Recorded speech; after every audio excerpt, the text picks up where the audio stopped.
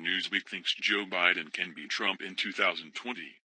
Newsweek used to be a respectable magazine, but they have gone so far to the left that they have become a joke.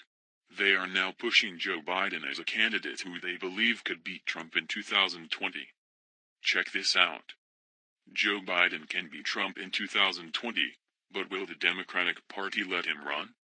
5 months, 5 agonizing months.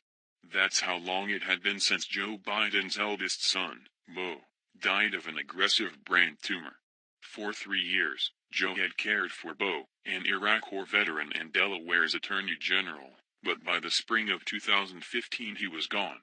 The pain of his son's death was still raw for the vice president as he stepped behind a microphone in the White House's Rose Garden in October 2015, flanked by his wife, Jill, and President Barack Obama. You could see Joe Biden's hurt. His normally ebullient smile was gone, replaced by a fatigued grimace.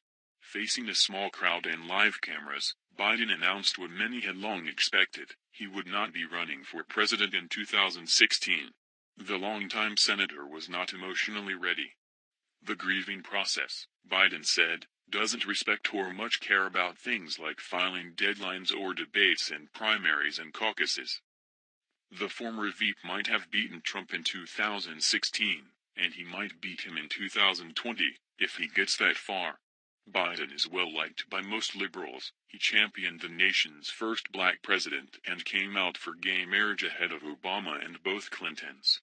But compared with Warren and others, he may seem too moderate, too establishment, too white, and maybe too old. He's now 75, to mount a bid in 2020.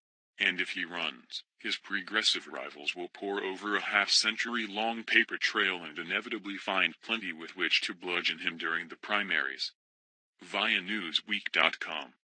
Supporters say Biden's unvarnished persona is a large part of his appeal, which is perhaps why memes about his bromance with Obama, "the president is always the straight man," have gone viral. In one, Uncle Joe plants tiny, travel-size soaps in the White House bathrooms before vacating the premises, because he hears the new guy has tiny hands. It's also why there's even been talk of a Barack and Joe cartoon. Today, Biden is remarkably popular.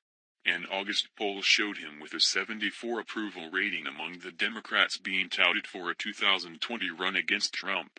Warren was second with 51%. And a recent head-to-head Morning Consult survey gave him a 46-35 edge over Trump. If Biden were to challenge Trump, he'd boast impressive credentials. Of the 1,971 people who have served in the U.S. Senate, only 18 have served longer than him. As the longtime chairman of the Senate Foreign Relations Committee, Biden was on a first-name basis with most of the world leaders before he became Obama's VP. He spent more than 100 hours with Chinese President Xi Jinping, and heads of state still call him.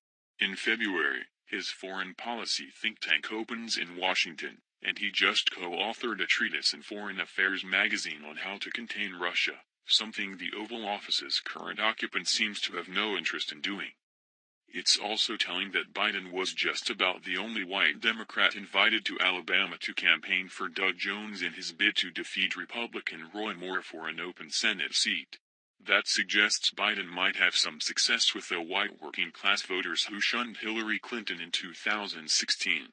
Biden's proud of being from a working-class family from